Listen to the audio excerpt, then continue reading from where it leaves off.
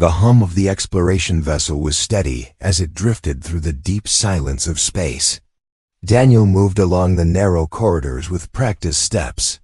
He was not an officer nor a commander, but a technician who knew the heart of the ship better than most. For him, the rhythm of engines and circuits was comfort. On this day, however, there was a quiet tension in the air. The crew had received word that a delegation from a newly encountered species wished to meet them. Contact was not unusual in the vast network of star systems, but the terms of this meeting were unlike any Daniel had heard before. The aliens had insisted on bringing something aboard. Not trade, not technology, not weapons. A gift. Daniel stood among the gathered crew in the docking bay, as the shimmering vessel of the alien delegation sealed itself to their airlock. No one spoke. The air carried the weight of the unknown. When the doors opened, the aliens stepped forward with smooth precision. Their forms were tall and graceful, their skin pale like polished stone, their eyes glowing with a faint inner light. They carried nothing in their hands except the presence of one figure walking silently between them. That figure was not armored nor bound. It walked freely, its steps almost too light to belong to flesh and bone. Daniel's breath caught when he saw her. She was not fully human, but close enough to stir unease. Her form was familiar yet unsettling. Her features flawless in symmetry, yet touched by something unearthly. She looked at none of the officers who came forward to greet the delegation. Instead, her gaze locked on Daniel standing in the back. She moved toward him with unhurried steps. No one stopped her. Even the aliens who escorted her did not interfere. She stopped a single step away from him. Her voice came not from her lips but directly inside his mind. It was soft, it was calm, and it carried words that froze every soul in the bay. Human, I was given to you as a gift. Why do you refuse to touch me? The words echoed within Daniel's thoughts, clear and undeniable. The crew shifted uncomfortably. Officers looked from Daniel to the alien delegation, waiting for an explanation, but none came. The aliens only inclined their heads slightly, as if confirming what she had said. Daniel's mouth went dry. He had no idea why she spoke to him, why she singled him out, why she used such words. He had never seen her before, never spoken of her, never dreamed of this moment. Yet here she was, claiming herself to be his gift. The captain stepped forward, his voice firm, yet careful. He asked the delegation what they meant by this gesture. The aliens replied in tones that were formal and distant. They said the human race was new among the stars, and that such a gift was a bond, a sign of trust, and a path to unity. They said Daniel had been chosen because he carried the quality their people most wished to understand. They offered no further detail. The captain asked more questions, but the delegation gave no answers. Instead, they turned and left, leaving the figure behind. The airlock closed, and the ship was silent once more. The gift remained, standing only a step from Daniel, her eyes never leaving his. The crew dispersed slowly, murmuring their confusion. Some looked at Daniel with pity, some with suspicion, some with unease. The captain ordered Daniel to report to the briefing room later, but did not remove the figure from his side. She followed him as though tied to him by invisible thread. Daniel walked the corridors back to his quarters, every step echoing with the weight of eyes on his back. The gift walked without sound. When they were finally alone in his quarters, he turned to her. He expected her to speak aloud, but again her voice came in his mind. "You are Daniel," she said, not as a question, but as if the knowledge had always been there. "I was given to you. Why do you not touch me?" Daniel's hands clenched at his sides. He felt heat in his chest, not from desire but from fear and confusion. He asked her what she was, why she was here, and what touching her would mean. She tilted her head with a faint smile that seemed both gentle and sorrowful. She told him she was not born, but created. She told him she carried within her a bond that could only awaken through human contact. She told him that her entire purpose was to be with him, to join him, to connect in a way no other could. Daniel shook his head. He wanted no part of it. He was a technician, not a diplomat, not a chosen hero. He refused to believe that her fate or his should be tied together in this way. But she did not move away. She only looked at him with eyes that glowed faintly, as though holding stars within them. Her presence filled the small room. She asked no more questions, repeated no demands. She simply waited. Daniel tried to ignore her, to focus on the hum of the engines outside his walls, but her silent gaze pressed against him. Hours passed, and still she stood. When he finally slept, he dreamed of her voice. When he woke, she was there, unmoving, watchful, patient. Word spread through the ship. Some crew whispered that Daniel was fortunate, that he had been given something beyond imagination.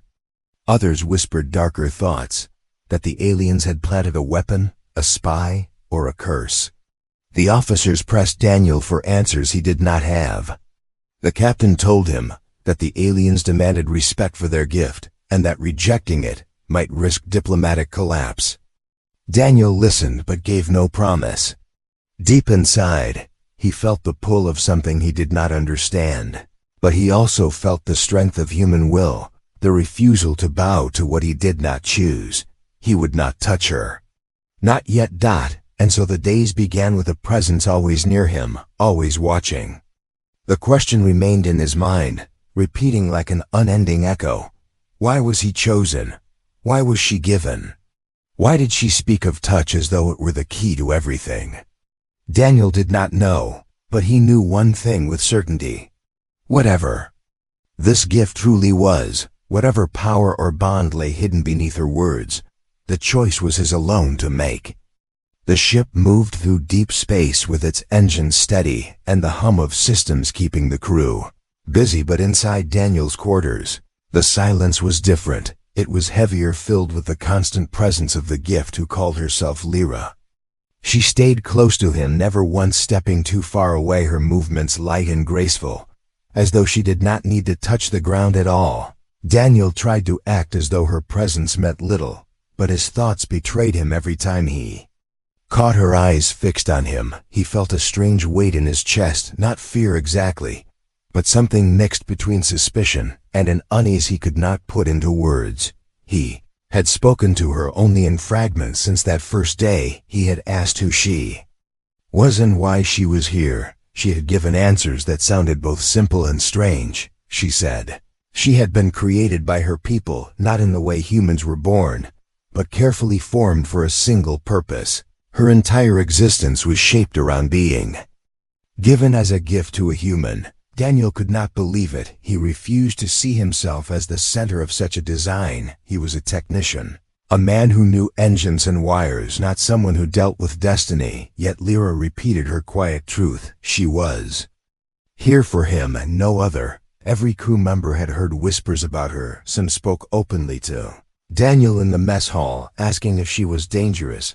Others kept their distance, muttering that the aliens had planted some kind of weapon disguised as beauty. The captain called Daniel to his office one evening. The older man sat at the long table with weary eyes and told Daniel that the presence of the gift was more than personal. It was political. The aliens had made their intentions clear. They wanted to see the bond accepted. To refuse would be seen as insult. Daniel argued that no one had asked for his choice, that his will mattered, but the captain only sighed and said that sometimes will had to bend for survival. Daniel returned to his quarters angry, not at the captain, but at the situation, at the weight of being forced into something he never sought. Lyra was waiting as always. She did not sit or sleep. She only stood watching the walls or the faint shimmer of space through the small window. When he entered, she turned to him, her voice once again inside his mind. Human, you are troubled. You fight the choice even when it is yours to make. Daniel sat heavily on his bunk, running a hand through his hair. He told her he could not trust her or those who made her. He told her that every instinct, told him that touching her would change something he could never undo. Lyra tilted her head, her expression calm, her glowing eyes soft. She said, "You are right, it will change, but not in the way you fear. You think I will take your will from you, or break your mind. That is not my purpose. I was created to bond, not to control. I exist because your people are different from mine. Because only through you can I complete what I..." And Daniel stared at her words, heavy in his mind. He asked her why only humans, why not her own kind? She answered simply, "Because humans hold a fire no other carries." Her answer unsettled him more than it comforted him. He knew what humans were. They were flawed, violent, stubborn, reckless, and yet in her tone there was something like reverence. He did not know what to say, so he turned away from her, trying to lose himself in the maintenance reports glowing on his console. He thought ignoring her might push her away, but it never did. She stood there silent until he looked at her again, and when he did, her words returned softly. "Why do you not touch me, Daniel? What do you fear most?" That question echoed in him long after he left his quarters to work in the engine room.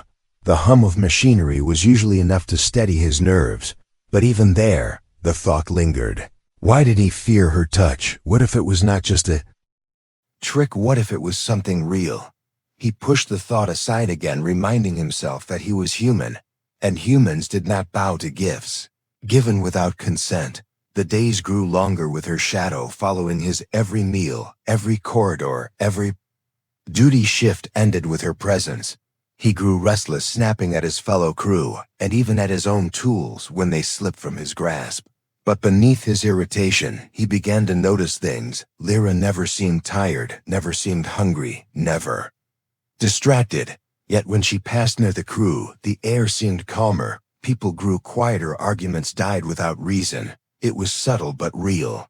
Daniel saw it and wondered if she was shaping them without touch, or if her mere presence carried influence. One night as he lay awake, he finally asked her why she waited so patiently, why she did not demand more, why she did not force him as the aliens surely could have. She replied that choice mattered above all else.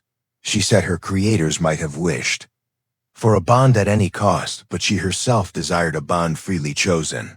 She said, "Human, your strength is in your will. Without it, I am nothing." That answer left Daniel speechless. It was the first time he sensed not only patience in her, but a kind of longing, as though she too was bound in chains not of steel, but of expectation.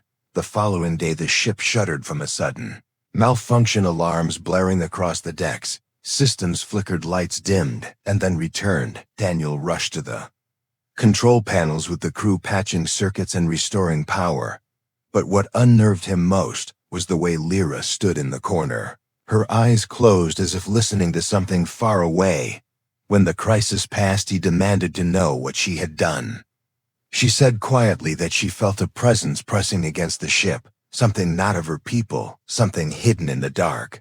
She said she could help if he let her, but still he pulled away. Daniel felt torn between fear and a rising sense that her words were not empty. The crew whispered more each day, some urging him to accept her, others fearing disaster if he did. He could not escape her presence, but more than that, he could not escape the truth that part of him began to wonder if touching her would reveal more than he wished to know. He told himself again and again that he would not give in. But at night her voice returned in dreams, asking always the same question, "Human, why do you refuse to touch me?" And with each dream his answer grew weaker. The days on the ship became heavy with unspoken tension, and Daniel felt it more than anyone else, for everywhere he went, Lyra was there, walking silently beside him, her presence like a shadow that could never be shaken off. Some of the crew avoided them altogether, stepping aside in corridors and whispering after they passed, while others eyed Daniel with curiosity or envy, believing he was hiding something he himself did not understand. Daniel tried to bury himself in his work, in the humming engine rooms where machinery was honest and simple, where wires and circuits obeyed rules that never shifted.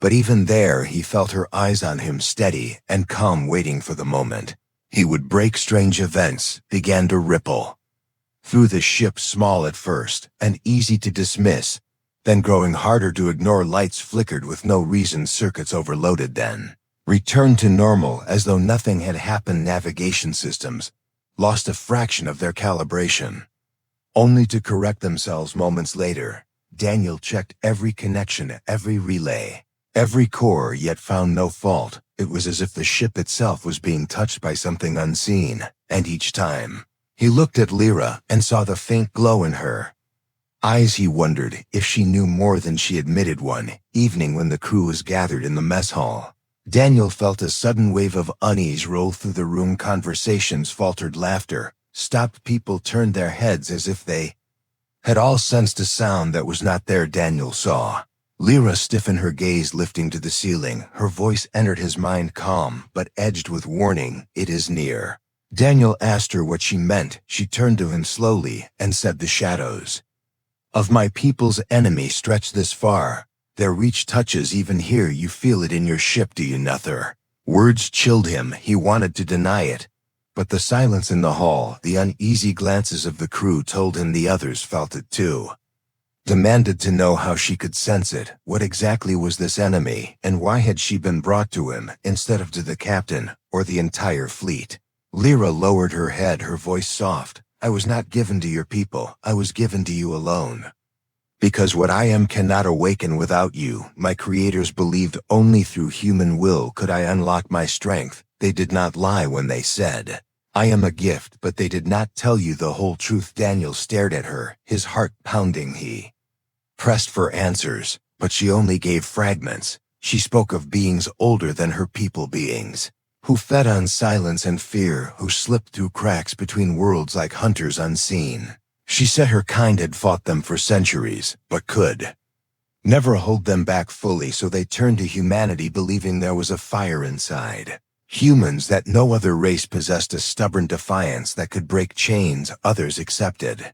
Daniel did not know whether to feel pride or dread. Later in his quarters, he confronted her again, demanding she stop speaking in riddles, stop hiding truths from him. If she wanted his trust, she had to speak. Clearly, she looked at him with her glowing eyes steady as a flame and said, "I cannot defeat what hunts us without you. You fear my touch because you think it will take your will away. But you are wrong. It will give me yours, and together we will become something more than either alone." Daniel shook his head, refusing to believe such unity was possible, or even safe. He told her humans were not made to share their will with another being, not born, not created.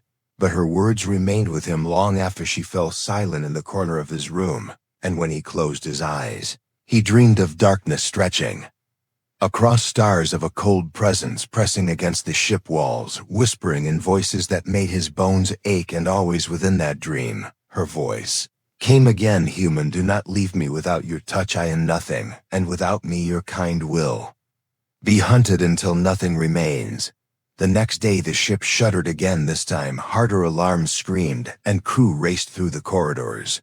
Daniel fought alongside them, patching systems, sealing hatches, but he noticed something no one else could.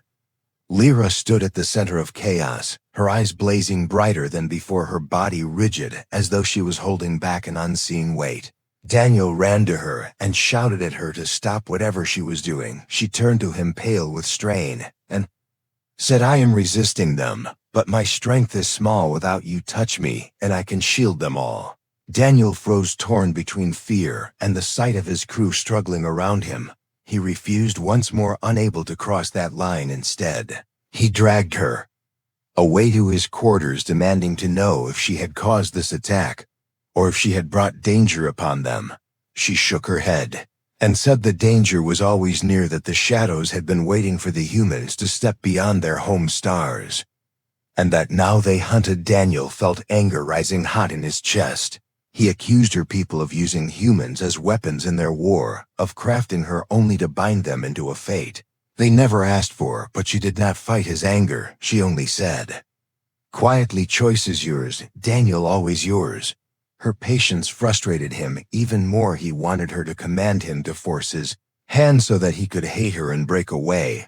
But she never did. Instead, she waited, her words soft, her eyes steady, her presence unshaken, and it was that patience that gnawed at him most of all. The crew grew restless. The captain called Daniel again, saying the ship was under silent siege, and demanding if he knew what the gift was hiding. Daniel kept the truth close. He did not trust the aliens, and he was not ready to trust her.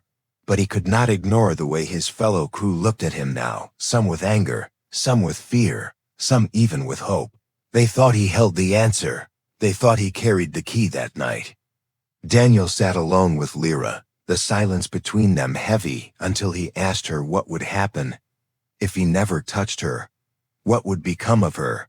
Then she answered softly, "I will fade because I was made for connection. Without it, I will cease. But if that is your choice, then it is yours alone." Daniel looked at her then and saw not a weapon, not a spy, not even just a creation, but a being bound by chains of purpose, chains she had never chosen herself. For the first time he felt something shift inside him, not trust, not yet, but a small seed of understanding. The ship drifted through dark space with its engines carrying a steady beat, but the mood among the crew had changed from quiet tension to a sharp edge of fear. The malfunctions were no longer small accidents. They came stronger each day, and now even the bravest officers admitted something unseen was pressing against them, like invisible claws dragging across the hull.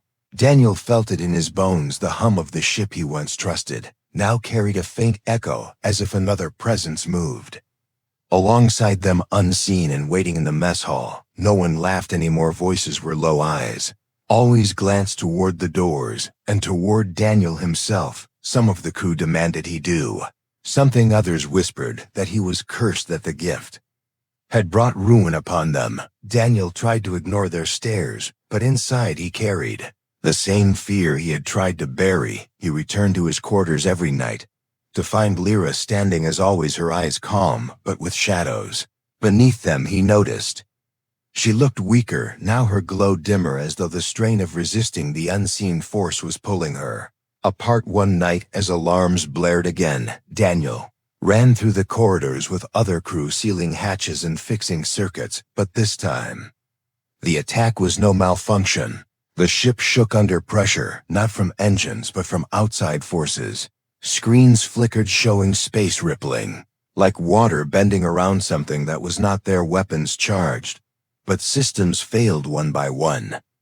It was as if the ship itself was drowning in a tide of invisible waves, and in the center of the chaos, Lyra collapsed to her knees, her voice in Daniel's mind sharp and filled with urgency. "Human, they are here. If you do not choose now, none of you will live." Daniel froze, torn between fear and the chaos around him. He saw crew falling under sparks and falling beams.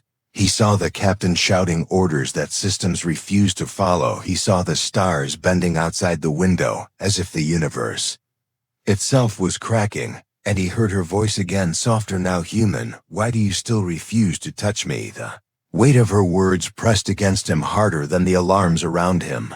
He wanted to resist, to cling to the stubborn wall he had built. But when he looked at her kneeling, weak, glowing faintly, as if she would vanish, he felt something inside him break. Not from fear, but from the sight of her strength fading. Because she had carried the fight alone for too long. Daniel dropped beside her, his hand hovering above hers, his chest pounding with 1,000 doubts. He whispered, not in his mind, but out loud, "If I do this, there is no turning back." Her eyes met his, glowing faintly yet steady. "You have always had the choice, human, and it has always been yours." Daniel drew in a breath, his hand trembling, then he placed it on hers. Moment their skin touched the world around him, shattered into light. His thoughts stretched wider than ever before. He felt her presence, not as a voice, but as a flood of warmth and sorrow and strength rushing into him. Her memories burned in his mind. Battles against shadows, her creation in cold halls, her endless waiting. He felt her fear, her loneliness, her desperate hope that one human would choose her freely, and now he felt her relief, as though chains had broken inside her at last. The ship lit with energy flowing from her body into the walls. Systems surged alive, weapons roared back to life, shields blazed brighter than ever. Crew staggered back in awe as the invisible weight pressing on them lifted. Daniel stood with her, still holding her hand, and for the first time, he felt her strength, not as something alien but as something joined with his own, his fire and her calm woven together. Enemy revealed itself at last from the bending ripples, shapes emerged like shadows. Given form, tall and formless, with eyes like endless voids, they pressed against the ship, their numbers uncountable, but Daniel and Lyra together felt no fear. They stepped forward to the command deck, where the captain stared at them in shock. Daniel said simply, "Give us control." The captain hesitated, but when the wall shook again, he gave the order. Daniel placed his free hand on the console, and through Lyra, the ship responded not as metal and wires, but as a living extension of their bond. Energy flared from its weapons, striking into the void shapes and tearing them apart. Light ripped across the stars, and the hunters shrieked in silence before vanishing. Battle stretched for what felt like hours, though only minutes passed. Daniel felt every surge, every strike, as though the ship itself was his body. The shadows attacked again and again, but each time he and Lyra struck back harder, faster, until finally, the last ripple of darkness dissolved, leaving nothing but the cold stillness of space. The crew erupted in cries of relief, but Daniel sank back, trembling, his chest heavy, his mind overwhelmed. Lyra held him steady, her glow brighter now, her voice in his thoughts calm once again. "You see, human, it is not about control. It is about joining. We are stronger together than apart."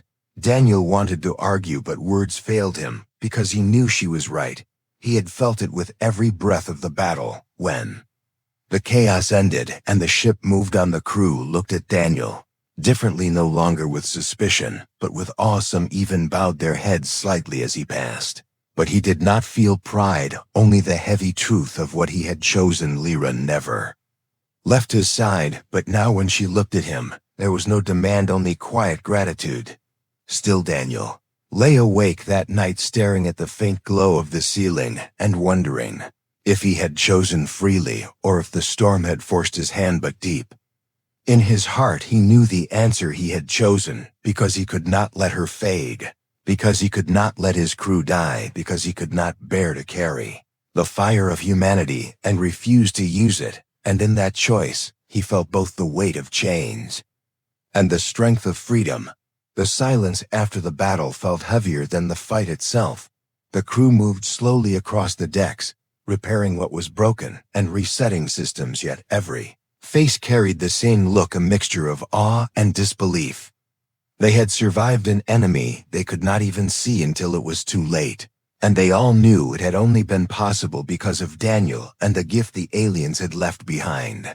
Daniel walked the corridors with Lyra at his side, the crew stepping aside for him, not with suspicion now, but with respect and something close to reverence. He did not enjoy it. He was a man of machines, not of legends, but he knew things could never return to what they were before. In the command deck, the captain called him forward. The older man looked at him with weary eyes, but his voice was steady. He said that the aliens who had given the gift had contacted them. They had watched the battle from afar, and they admitted they had never believed a human would resist. So long, they said. Daniel's refusal to touch Lyra at once had been a test. They wanted to see whether humans could value choice over power. Daniel clenched his fists at the thought of being tested like a child, but the captain reminded him that his stubbornness had proven something no other species had ever done. They had shown that humanity was not desperate to accept what was forced upon them. They had shown that humans chose on their own terms. Later in his quarters, Daniel sat with Lyra. For the first time, not as two strangers tied by fate, but as two who had shared battle and will. He asked her quietly if she felt free now after what they had done. She turned to him, her glowing eyes softer than ever, and said, "Freedom does not come from creation or from chains. Freedom comes from choice. And you gave me that when you touched me." Daniel nodded, but asked her if she would fade now that her purpose was complete. She smiled gently and said, "No, because now I am no longer just a gift. I am what we made together, and that cannot fade." Days passed, and the ship returned to its journey, carrying with it stories that would spread across human space. Some crew told of the shadows that had attacked, others spoke of the way the ship had become alive under Daniel's command, and many whispered about the strange bond between human and creation. Daniel did not speak of it much. He carried the memories inside him quietly as he worked once again in the humming engine rooms, yet he no longer heard only the sound of metal. He felt the pulse of something deeper, the quiet rhythm of a bond that had changed him forever. One evening, as he stood by the window watching stars drift past, Lyra came beside him, her voice gentle in his thoughts. "You still wonder if it was truly your choice, do you not?" He admitted he did sometimes wonder if the storm had forced his hand, if fear had broken his will, but she shook her head and said the storm could only push you, but it could never take your freedom. "You touched me because you wanted to save, not because you were commanded." Daniel thought on that for a long moment, and realized she was right. Even at the edge of destruction, he could have refused. He could have let her fade and let the ship fall. But he had not, because deep inside, he had chosen to carry the fire she had spoken of. When the ship reached a safe station, news of what had happened spread fast. Other captains came to hear the story, and messages flowed through channels across human colonies, the tale of a man who had been given a gift and had refused it until the moment of true need inspired many. Some saw it as a lesson in patience, others as proof of the human spirit, and some as a warning that power should never be accepted without choice. Daniel listened but did not seek fame. He returned to his work, repairing engines as always, only now with Lyra walking beside him, not as a shadow, but as a companion. One night she asked him what he would do if another battle came. If the shadows returned, he looked at her and said, "Then we will face them together.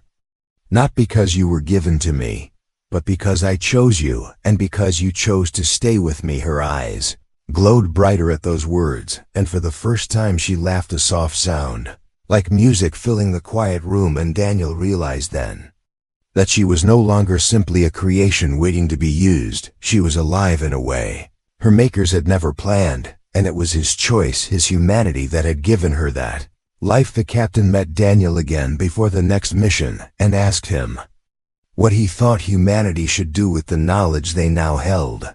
Daniel thought carefully and answered that humans must remember, not every gift should be taken the moment it is offered. Not every power is meant to be embraced without question.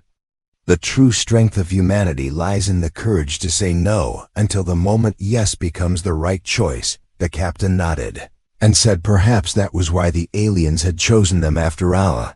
As the ship prepared for its next journey, Daniel stood once more in the bay where it had all begun, where the aliens had left Lyra with him. He remembered her first words, "Human, I was given to you as a gift. Why do you refuse to touch me?" And he remembered his fear, his anger, his confusion. He looked at her now standing tall, her glow steady and warm, and he realized those words no longer haunted him.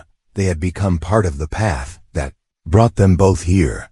The stars stretched before them, vast and endless, and Daniel felt no fear, not because the dangers were gone, but because he knew the truth of what it meant to be human. He knew that choice was their fire, their strength, and that no shadow could take it away. He turned to Lyra and said softly, "We move forward, not because we were given this path, but because we chose it." She met his gaze, and for the first time he felt peace. And so the journey continued, with the crew carrying hope, the ship carrying scars, and Daniel carrying a bond that had reshaped him forever. No gift, no command, no chain, only the will of a human who had chosen, and the being who had chosen to stand beside him. Story was not of a gift accepted or refused, it was of a choice made, and that choice was what made humanity rise above the shadows. The end.